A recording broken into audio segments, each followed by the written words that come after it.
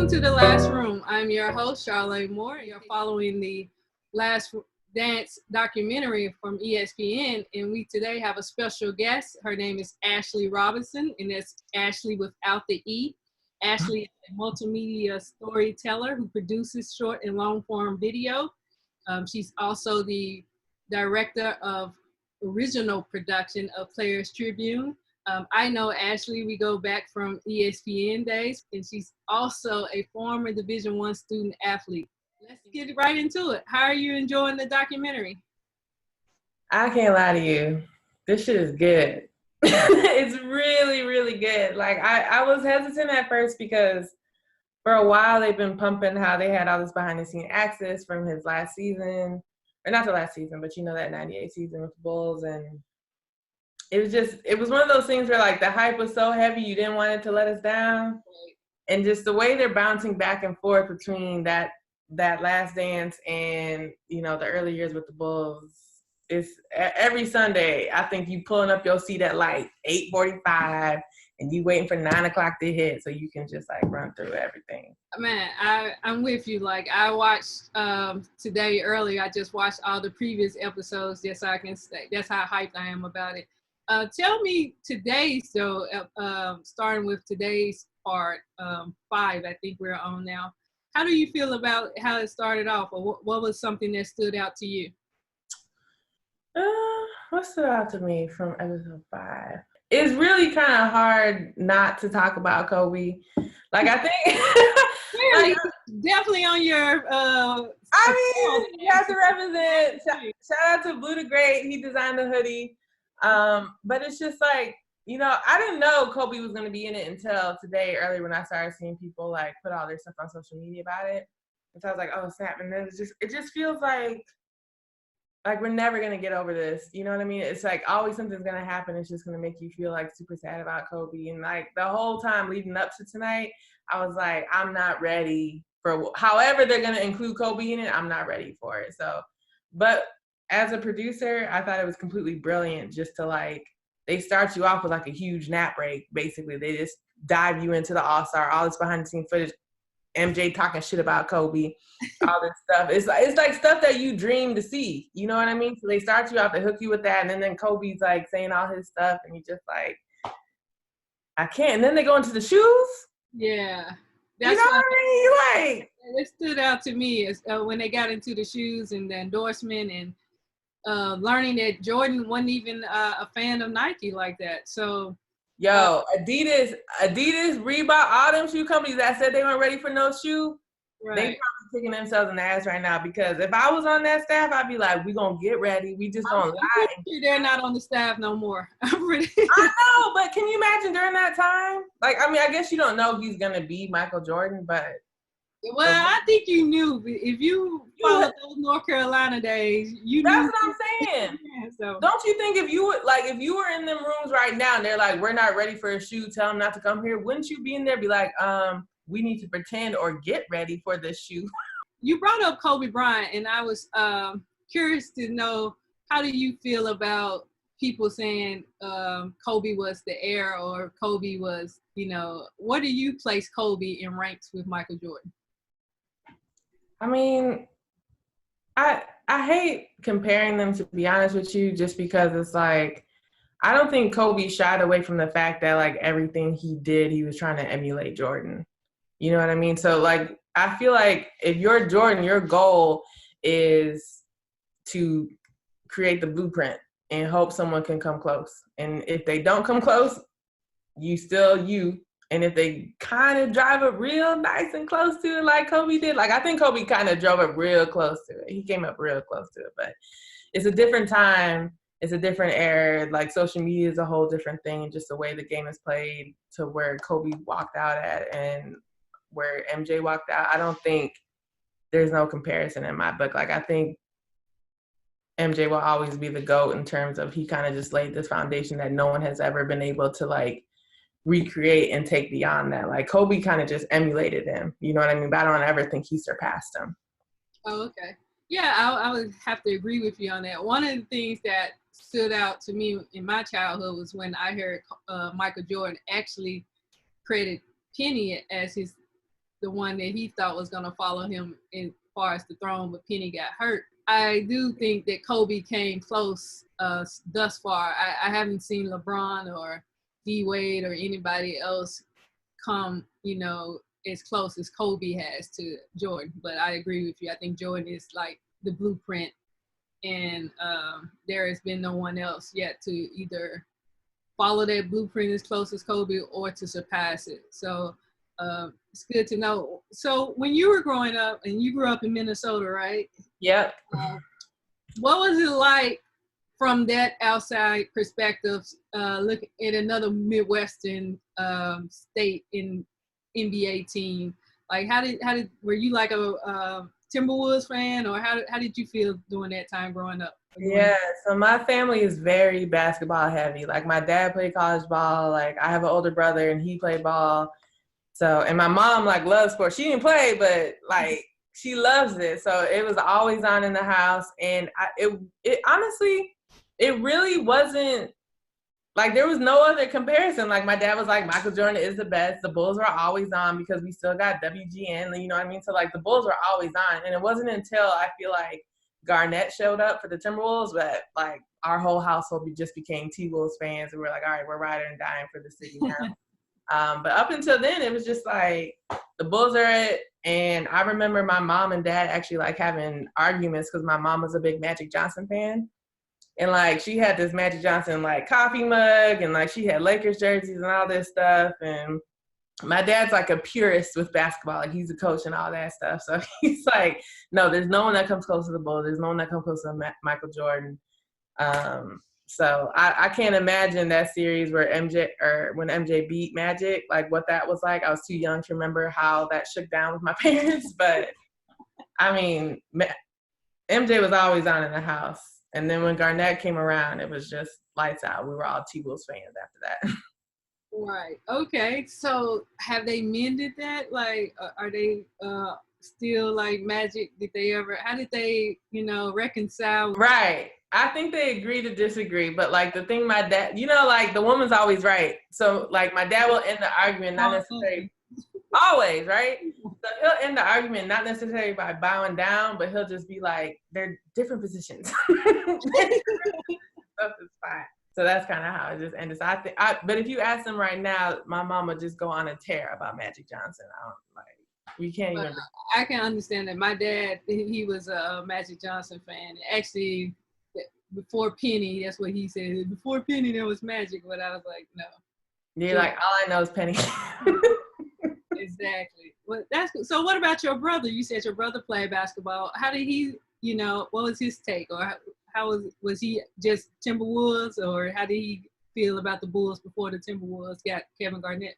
No, my brother was just a sponge. So he wanted to watch. Like, he had a Scottie Pippen poster. That might be like Scottie Pippen was my favorite, and it might just be because he had a Scottie Pippen poster. I'm not sure, but he was a sponge. Like, he just wanted to watch the best player and see how it goes. And he's for the battle. So he loved Magic because he challenged MJ. You know what I mean? And so it's like you live to see those battles back and forth between these players. And he was actually a Penny Hardaway fan too, though. Your brother, Penny and Shaq. Like you live for those duos and you live for those battles. So that's kind of where he lied at. So have you and him had a conversation about the doc where especially when they spotlighted Pippen, like, did anything change your mind about Pippen after you saw what he did with having the migraine when they needed him? Okay, why do you say it like that though? Like he just did not want to play and had a migraine. I've been sitting here thinking, no, I didn't mean it like that. I was just, putting out that, Jordan was like, he said he had a migraine. So I know, but that's Michael Jordan. Like he's so rude for that. I still don't think he had the flu. I don't care. I don't care what nobody says. I don't think he had the flu. I think he had a cold. He probably was mad and wasn't feeling that well. Everybody's played through a game where they ain't been feeling that well, and they're like, turns out he had the flu. Did you though? I don't know. Sometimes you get the flu and you don't feel that bad. Sometimes he had where his stomach was bothering. Like, did you see Pippen had to console him? Like, he had to be carried off the floor. Charlé, how many times? I mean, you were super fast though, but I was like, how many times have you ran sprints and you needed a teammate to help you off the court? You know what I mean? Like, that happens. Yeah, but it happened out of shape. Like, I don't think he had the flu. I think he did not feel well, and people were like, it was flu season, and they were like, he got the flu. Blasphemy. I don't know, man. I just think it was like a classic MJ situation. You are the first person I've ever heard to question Michael Jordan. I don't think he had the flu. And you know why I don't think he had the flu? Because what have they been doing in this doc? They've been showing people what other people have said. They did not show Scottie Pippen that clip of MJ saying he said he had a migraine. They didn't show that.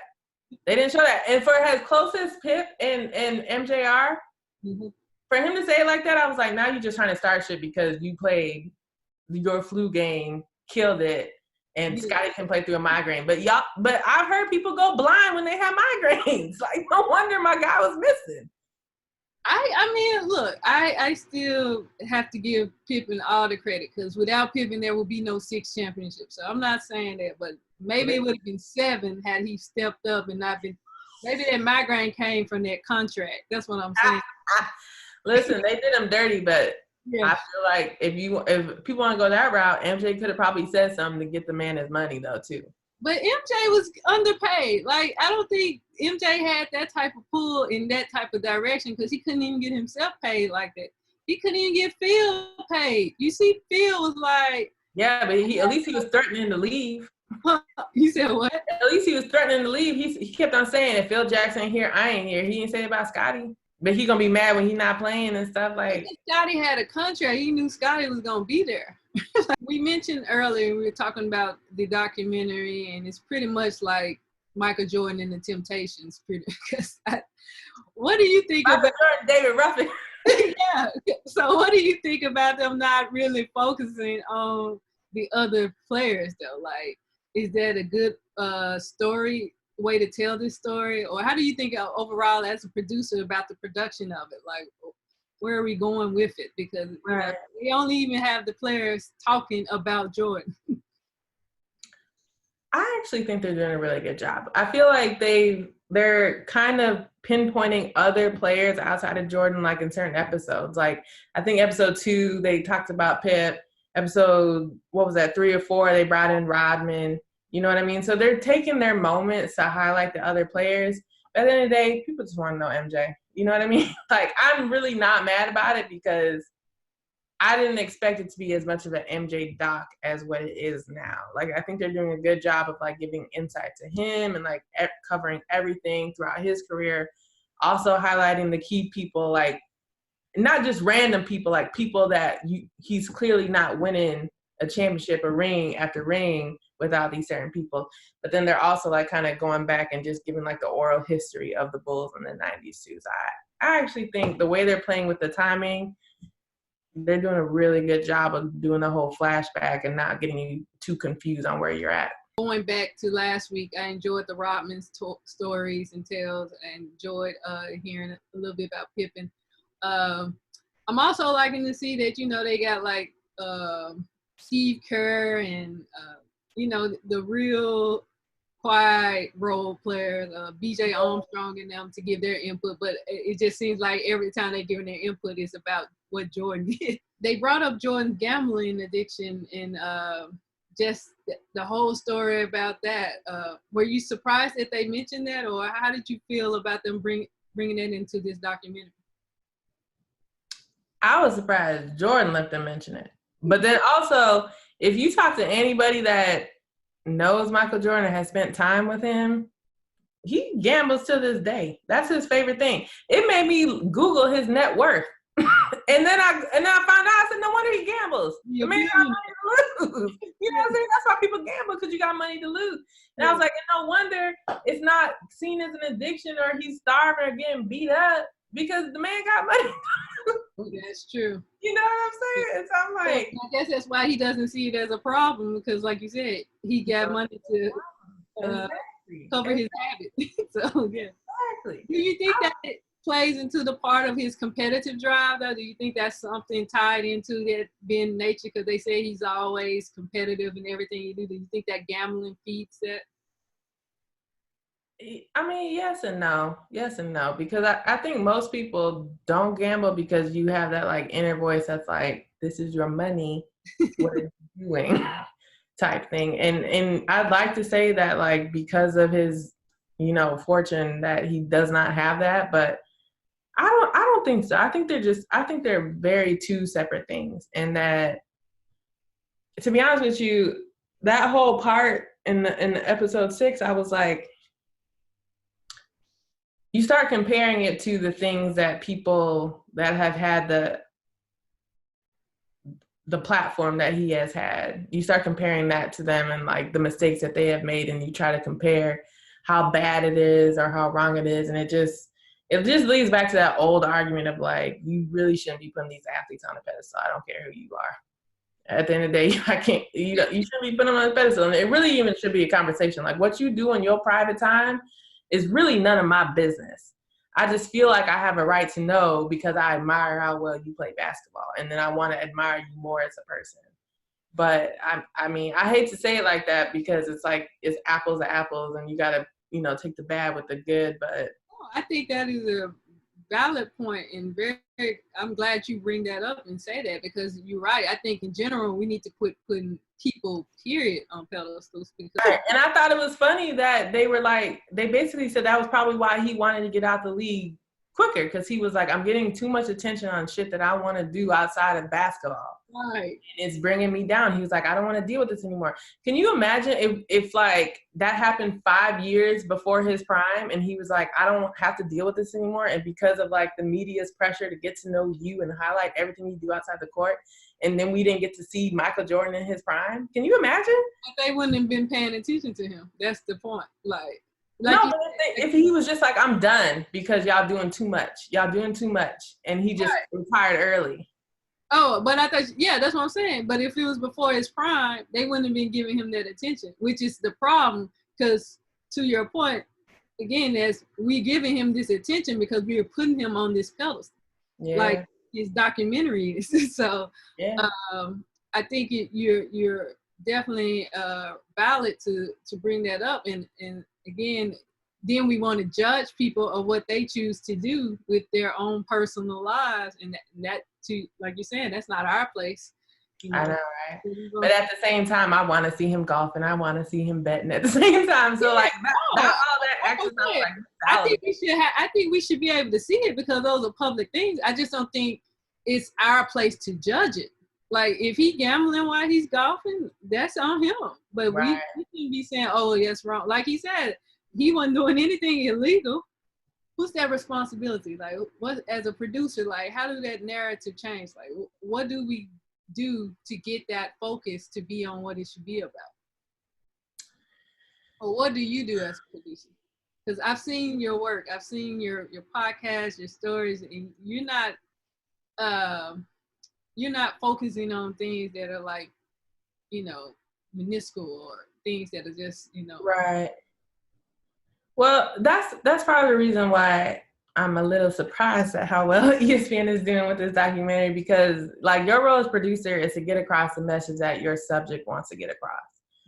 And I think the fact that they cleaned up the whole gambling part with tying it into him being like, I don't want to be in this spotlight anymore. And they started ending it with bites on like, it's getting a lot and I want to be behind closed doors. I don't want people to see me anymore. It like puts in perspective how the more you eat at people, the more they're going to kind of pull away from you, and you're not going to get the kind of access you want anymore. You're not going to get to know the person that you adore and love anymore. And so I think for Michael Jordan, he wanted to come across like, I don't have a problem with my gambling, but because people made it an issue, it made me start questioning if I wanted to stay in the league as long as I did. And I think that's the point that he was trying to get across. And I think they did that actually extremely well, because it kind of put, pointed the finger back at them being the media company who was part of the, they had employees in those huddles asking those questions, and they probably did a lot of SportsCenter stuff saying Michael Jordan gambling and all that stuff. So I think as a producer, your job is to be like, what is the message that my subject's trying to get across, and how can I show them in the best and most honest light? And I think they did that by showing both the good and bad and how it affected him and what it made him feel like in the end. So giving the truth, the whole truth of it, and not just your angle. Right. Okay. Mm-hmm. Yeah. I saw where David Aldridge kind of mentioned, one of the former ESPN reporters kind of mentioned something about the reason why they made it such a big deal was because he was a witness to a crime or a witness to a trial, or Sam, I can't remember the guy's name. Yeah. Has there ever been, I guess, in your career so far, has there ever been an experience where there was something like that, where you were made, where you felt like you had to bring this to light because you saw that somebody was trying to, like, the subject was trying to, like, you know, say, oh, it's no big deal, but then you had already did your research and homework in the story? Have you ever been in that situation? No, not really. But it's funny that you say that, because one of the producers at my job right now is working on a podcast, and it's like a true crime podcast in sports. So like everybody that's involved, they're either in sports or they were in like a crime area that had related to sports. And he was talking about one of the interviews, and he couldn't get past writing the script because it felt like this person probably killed somebody. And he was like, I don't know how to feel about it, but like my job is to tell your story. Mm-hmm. And so I shouldn't say I'm thankful, because you always want to know how you're going to react, and you like things like that challenge you, right? And everybody's kind of looking for that next thing to challenge you. But like it's interesting when things come into play and they question your morals and your goals. Like right now, a lot of decisions I make is like in the best interest of the athlete, not necessarily like what's that social clip that's going to get all the clicks and all the bites. You know what I mean? So I'd be like, they're going through a lot. Let's like keep it light. Let's keep it light. We're not here for this. Let's put it out there. Versus other companies might just be like, oh, so-and-so is ready for a comeback. They might have said that, but they ain't really ready for a comeback. But that's going to get people to get a click. And then this creates some sort of whole new storm that leads from your one clip. Like, I'm not in that game no more. So, yeah. Yeah. And I think that was probably sets you apart. Well, I'm not going to say probably. I know that's what sets you apart, because you're not doing this for, you know, like you said, you're doing this for the love and for actually your morals and letting things drive you, that not necessarily material or fame and stuff like that, which is gotta be why you're doing this conversation with me at this time of night. So I really appreciate that. One last thing before we let you go, because I know we're about to wrap and it's getting close to our time. What would you have liked, or what way would you have changed this documentary as a producer? If we're going to focus on Michael, I want a lot more family and friends. Like, this whole time I've been waiting for Ahmad Rashad to pop up, and he pops up with like a 30-second bite, that like of interview style 30-second bite in episode 6, I think it was. Like, they've been showing. This question was stupid too. I'm like, what? I said, Ahmad, that's like MJ's best friend. Right. That's his best friend. Like, I care about like what Pitt feels and what Steve Kerr feels, but like, I want to know those people off the court. That's to me how you know that MJ is signing off on things and he's okay with the direction you're going, if you're getting into his personal life and his inner circle. Like, of course you expect teammates, but I want to see that. I want to see that part. And then you can't help but like look at it and just be like, of course ESPN can kill this because they have all the NBA rights. You know what I'm saying? So it's like at one point they're just able to show the whole series. Right. You don't hear no interview, nothing. You just hear game clip. You know what I mean? I would like to see how someone can still be compelling without all that NBA footage and all those game clips and everything like that. So it is like a Sports Center highlight at one point. I was like, man, they're showing like highlight after. And then it was only the Bulls highlight. I was like, I know when they played the Magic, it was some Penny and Shaq highlight in that 97 game. I said, all they showed was them high-fiving Horace Grant, really? Right. Is that what we just did? So, yeah. Well, I like that. I'm with you. I would love to see Juanita. I'm still holding my breath on that. I would love to see the kids, which I think earlier today it was announced that they will be on episode 10 and 8. I mean, honestly, some of the best parts have come from his mama. Yeah, exactly. It's not like Nike need to be writing his mama a check. You ask me, talk to me, you gonna go listen. Nike needs to write a mama check. I agree. All right. Well, thank you again so much, Ashley, for your time. That's Ashley without a E for the guys watching. Can you tell our listeners and people how to follow you and, you know, where to find your work and, you know, all the great things you got going on? Yeah, I'm very active on Instagram. My handle is Ashley Rob, ASHLYROB. And then just follow the Players Tribune on YouTube, the Instagram, Facebook, all that good stuff. Our content's all over social media. So pull up and show love.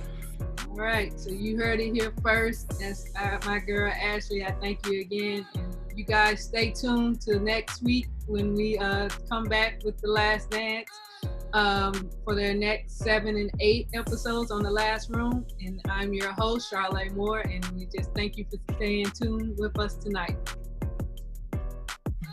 Thank you.